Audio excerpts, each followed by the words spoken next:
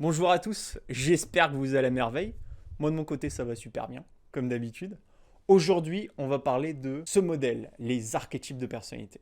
C'est parti. Alors restez bien accrochés parce qu'aujourd'hui on va parler d'un sujet de fou, les archétypes de personnalité. Les archétypes de personnalité c'est quoi? C'est un modèle qui vient à la base du MBTI, pour ceux qui connaissent, ça s'appelle le Myers-Briggs Indicator. Le MBTI c'est quoi? C'est tout simplement deux filles, une maman et sa fille qui ont bossé pendant 40 ans à faire de l'analyse sur des humains, donc qu'on fait faire des questionnaires à des gens, des études scientifiques, plein de trucs, et qui se sont rendus compte qu'au bout d'un moment, que les gens étaient différents. Et ça a donné ce tableau qu'on appelle le tableau MBTI. Le tableau MBTI, ça existe depuis les années 60, mais moi aujourd'hui, je vais vous montrer un truc encore plus intéressant qui s'appelle les archétypes de personnalité. Les archétypes de personnalité, c'est quoi? C'est tout simplement le regroupement du MBTI initial avec différentes choses et notamment les travaux de plein de gens. J'ai nommé Linda Barens qui a bossé sur les archétypes de personnalité, sur chaque archétype en profondeur et qui a continué le travail des deux sœurs de Myers-Briggs. David Kiersey qui a travaillé sur les tempéraments. Et enfin John Bee qui a bossé sur les fonctions cognitives. Et un truc qui est dingue, c'est que à l'intérieur de ce tableau, donc des 16 archétypes que vous pouvez voir ici, c'est que tous les gens, toutes vos interactions sociales, les humains que vous côtoyez au quotidien sont là-dedans. C'est-à-dire vos amis, votre famille, vos copains, vos copines, toutes les histoires, tous les drames que vous avez eus, tous les trucs géniaux, la synchronicité que vous sentez avec certaines personnes, le dégoût que vous ressentez avec d'autres, tout est ici et tout s'explique par ce tableau. Et ce qui est aussi dingue, c'est que avec ce tableau, on peut expliquer plein de faits historiques, plein de choses qui sont arrivées à certaines personnes, des interactions qui ont eu lieu avec des personnages connus à travers l'histoire, et c'est ce qu'on va découvrir au courant des prochaines vidéos. Ce tableau, je l'ai découvert il y a de ça quelques années, mais c'est que récemment que j'ai commencé à m'y intéresser. Qu'est-ce que j'y ai appris? Différentes choses intéressantes. Premièrement, vous vous doutez bien que s'il y a 16 personnalités, il y a forcément des intrications et des choses qui jouent entre ces différentes personnalités, notamment des affinités et des non-affinités. C'est-à-dire que dans ce tableau, vous êtes forcément un de ces 16 archétypes de personnalité et vous avez des affinités avec certains archétypes. C'est-à-dire que des personnes qui sont dans votre entourage, notamment des amis, et je dis bien des amis et pas des personnes de votre famille, que vous avez pendant 5, 10, 15 ans avec qui vous entendez super bien, ils font probablement très certainement partie des archétypes les plus compatibles avec vous. Et des personnes que vous détestez, vous êtes depuis des années avec elles, mais vous n'arrivez pas à créer du lien, avoir vraiment une connexion profonde, ça fait potentiellement partie des archétypes les moins compatibles à vous, tout simplement. En ce qui concerne votre famille, c'est très possible que des fois vous avez dans votre famille des archétypes qui ne soient absolument pas compatibles avec vous. Ce qui fait que vous avez sans doute eu tout un tas de challenges, de drames, de choses pas cool qui vous sont arrivées durant votre enfance, dû à cette non-compatibilité. Tout simplement. L'objectif de cette vidéo, ça va être tout simplement de comprendre un petit peu les sous-jacents derrière ces archétypes et vous expliquer un petit peu la globalité. Parce que là, il y a plein de lettres, j'y comprenais strictement rien au début, et sans doute vous aussi. Donc, ce qu'on va faire, c'est que je vais vous expliquer les 4 grandes classes d'archétypes un par un. Et ça va être très rapide. En ce qui concerne la première classe, ici, donc là sur la première colonne, on a les gardiens. Les gardiens, c'est des personnes qui sont orientées vers le passé en général, qui ont une mémoire. Vous en avez sans doute autour de vous. C'est un archétype qui représente 40% de la population, donc qui est très représenté. Vous en avez sans doute autour de vous, ou vous en êtes peut-être même un. C'est des personnes en général qui sont très structurées, très organisées, orientées vers le passé. Orientées vers le passé, ça veut dire quoi? Ça veut dire que durant leur journée, ces personnes en général pensent plus souvent à leur passé. On les retrouve notamment dans des métiers comme les ressources humaines, la comptabilité, gestionnaire de patrimoine, tout ce qui est lié également à l'État, parce que c'est des gens qui sont très structurés, très organisés, qui n'ont pas trop de difficultés avec l'administratif. Je vais quand même pas dire qu'ils adorent et qu'ils kiffent l'administratif dans leur vie, mais c'est des gens qui ont plutôt de la facilité avec ça. Donc on va souvent les retrouver dans les corps étatiques, donc militaires, gendarmes, comptables comme je vous ai dit, des personnes qui bossent dans l'administratif, qui bossent dans les sphères d'État, des secrétaires, des personnes qui bossent dans les mairies, dans les écoles, voilà tout ce qui est lié à la gestion de l'État et à l'organisation et sa structure. En ce qui concerne les gardiens connus, on a Mère Teresa, Brad Pitt, Warren Buffett, super connu, et également Jeff Bezos, le créateur d'Amazon. En ce qui concerne la deuxième classe, 30% de la population, ici on a les artisans. Comme leur nom l'indique, c'est pas des gens qui vont bosser dans l'administratif. Non, c'est des personnes dans l'instant présent qui sont en général moins structurées, moins organisées. Pourquoi? Parce que tout simplement ils vivent dans le présent, dans le moment présent. La journée arrive à eux, alors que pour les gardiens, ils vont plus planifier et structurer leur journée étape par étape, voilà, sans qu'il y ait de couac, que tout se passe bien, que ce soit structuré, que ça avance. En ce qui concerne les artisans, ici on a des personnes qui vont bosser en général dans l'artisanat, comme le nom l'indique. Donc on a des menuisiers, des plombiers, en général ça va être également des cuisiniers, des métiers manuels tout simplement, ou des artistes et des entrepreneurs. Également quelques sportifs. En ce qui concerne les artisans les plus connus, on a Rihanna, Marilyn Monroe, Michael Jordan, Mike Tyson. Donc ici, là, vous pouvez voir, c'est plus des sportifs et également des artistes. Pourquoi? Parce que dans la classe des artisans, on a souvent des personnes qui sont très connectées à leurs petites émotions,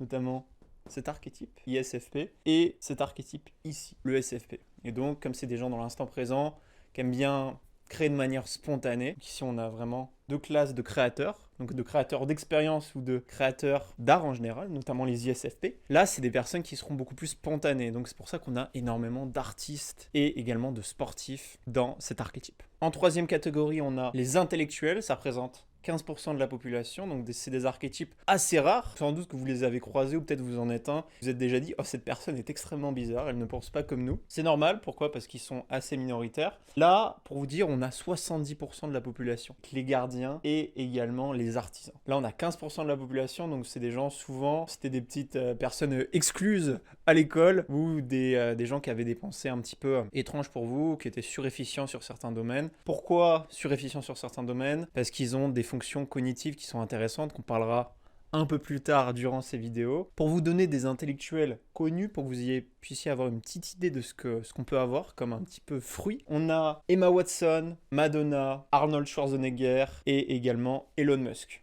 dans la catégorie des intellectuels ici, la troisième colonne. Les intellectuels, c'est souvent des gens qui ont une pensée abstraites, qui sont des personnes très logiques ou très rationnelles et qui ont en général une très bonne vision de leur futur. Pour les métiers, on va être sur différentes catégories de métiers comparées aux précédents. On va avoir énormément d'ingénieurs dans la catégorie des intellectuels, notamment cet archétype-là qu'on appelle INTP, l'ingénieur. Forcément, on a beaucoup d'ingénieurs là-dedans. Pourquoi c'est des ingénieurs? Tout simplement parce que c'est des gens extrêmement logiques et qui voient les opportunités, qui voient un petit peu les cheminements vers lesquels les choses peuvent s'orienter. On parlera plus tard quand on fera la vidéo sur les ingénieurs. Donc on a des penseurs libres qui sont aussi abstraits au niveau de leur pensée, alors qu'ici on a des archétypes très concrets. Abstrait, ça veut dire quoi? Ça veut dire que quand ils parlent, vous ne comprenez pas. Surtout si vous êtes très concret comme cet archétype. Pour les métiers, on a beaucoup de coachs avec cet archétype. On a également des personnes qui travaillent dans les maths, tout ce qui est lié à la gestion des systèmes et à la création et l'optimisation du système humain en général ou d'un système d'une entreprise. Donc c'est des personnes souvent à la tête des entreprises, des CEO, des choses comme ça. Pourquoi? Parce qu'ils sont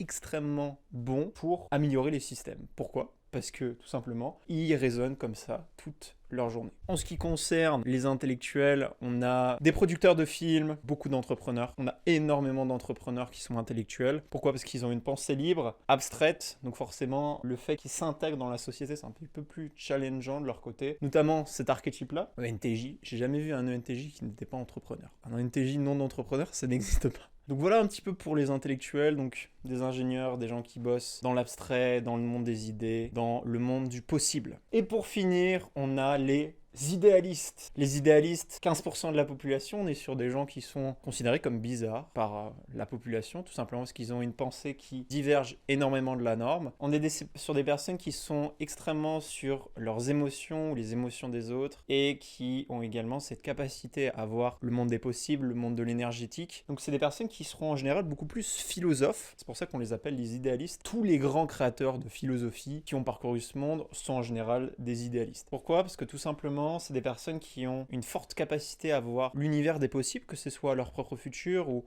le futur des autres, vers où va le monde, et également qui sont très connectés sur leurs sentiments ou le sentiment des autres. Ils ont une petite boussole morale qui leur indique exactement le chemin où aller. On a énormément, par exemple, de professeurs qui sont des idéalistes. Si vous êtes prof ou que vous connaissez un prof, ce qui est à peu près le cas de tout le monde ici, vous avez sans doute déjà rencontré un tas d'idéalistes dans votre vie, tout simplement parce que c'est des gens qui sont extrêmement bons pour enseigner, notamment cet archétype-là, ENFJ, qu'on appelle le mentor. Vous vous en doutez bien qu'ils sont bons pour divulguer des enseignements qui ont été appris par le passé. Des coachs, des philosophes, des journalistes, également des décorateurs et des avocats. Pourquoi ce type de métier? Tout simplement parce que, comme je vous ai dit, ils sont assez forts dans le domaine de l'abstrait et également pour analyser les choses. Notamment, on a cet archétype-là qui s'appelle ENFP, on appelle ça l'avocat. Si vous rencontrez un jour des personnes qui travaillent dans le milieu du droit, donc que ce soit des avocats, des personnes qui travaillent avec la législation, vous aurez souvent des ENFP en face de vous. Pourquoi? Tout simplement parce que c'est des gens qui sont extrêmement bons pour recueillir l'information et qui ont une conscience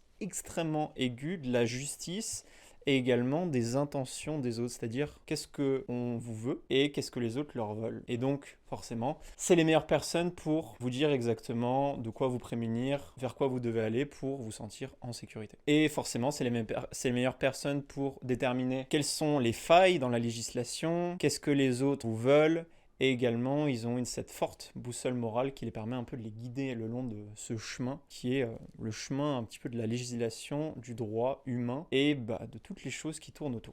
En ce qui concerne les idéalistes connus, on a des personnes comme Jordan Belfort, qui a été incarné par Leonardo DiCaprio dans Le Loup de Wall Street, qui est un avocat qui est un petit peu parti en vrille, et donc au niveau de sa boussole morale. On a également Greta Thunberg, qui est cet archétype-là, une INFP. Des personnes comme Emma Watson et également, pour finir, Michael Jackson. Donc ici, on a des personnes qui sont extrêmement connectées à une cause, et notamment des causes qui sont très liées à leurs émotions. Greta Thunberg avec l'écologie et le réchauffement climatique, Emma Watson avec le féminisme, Michael Jackson avec la musique, et Jordan Belfort avec le fait de faire un maximum de pognon.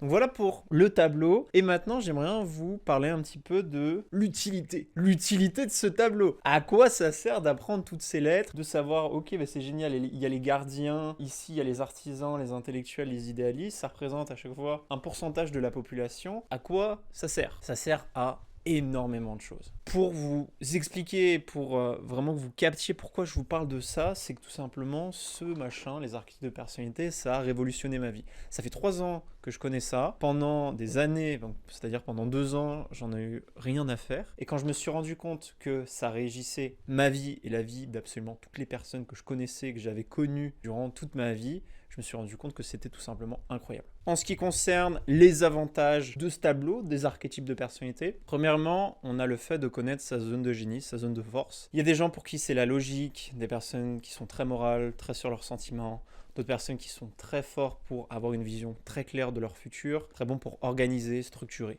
Vous connaissez exactement votre force et également vos faiblesses, vos zones de peur, vos zones d'ombre, vos zones de stress, vos zones d'inconnu, quand vous connaissez votre archétype de personnalité. On en parlera lors de la première vidéo sur le premier archétype de personnalité. Également, ce qui est très utile, c'est que vous pouvez savoir les archétypes qui sont compatibles à vous. C'est-à-dire que des gens qui ont été vos amis, compagnons, compagnes pendant 5, 10, 15 ans que vous connaissez, donc des personnes avec qui vous avez été en relation amoureuse ou tout simplement en relation amicale, c'est extrêmement probable que si vous avez une relation long terme avec eux, ça fasse partie des archétypes les plus compatibles à vous. Et ça veut dire quoi? Ça veut dire tout simplement que si à un moment vous avez besoin de vous faire de nouveaux amis, de nouveaux copains, copines, et vous allez tout simplement aller dans les archétypes les plus compatibles. Vous n'allez pas aller sur l'archétype le moins compatible avec vous, c'est-à-dire le même que le vôtre. Je vous prends par exemple cet archétype-là, ESTJ, l'archétype le moins compatible avec l'ESTJ. C'est-à-dire que personne n'aura jamais un ami ESTJ pendant toute sa vie. C'est possible, parce qu'on parle toujours de probabilité, mais c'est extrêmement peu probable. Ça n'arrive quasiment jamais. J'ai jamais vu ça en tout cas.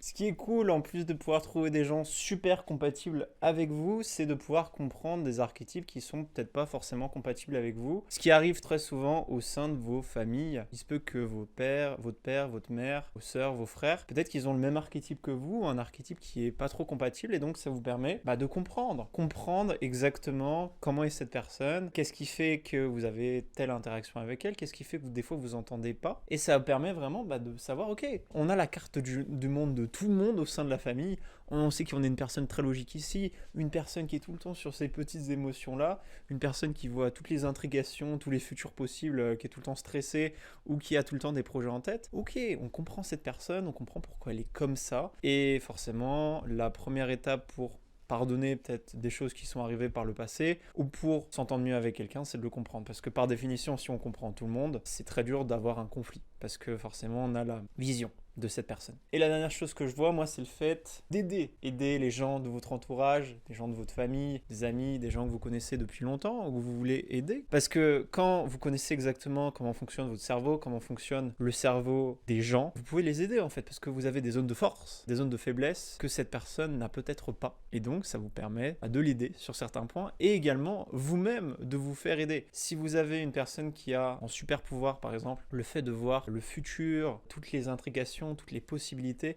et que vous, par exemple, c'est votre zone d'inconnu, que vous ne voyez rien, cette personne peut vous éclairer. Et vous pouvez l'éclairer également sur ces choses-là. Vous rentrez dans quelque chose qui s'appelle un échange cognitif. Vous pouvez échanger cognitivement sur plein de sujets différents, et c'est absolument génial parce que ça vous permet de progresser, de faire progresser les autres. Cette vidéo est à présent terminée. J'espère qu'elle vous a plu. N'hésitez pas à me dire si la vidéo vous a plu, si vous n'avez pas compris un truc précis à un moment donné, si la vidéo était complètement éclatée au sol, merci de me le dire.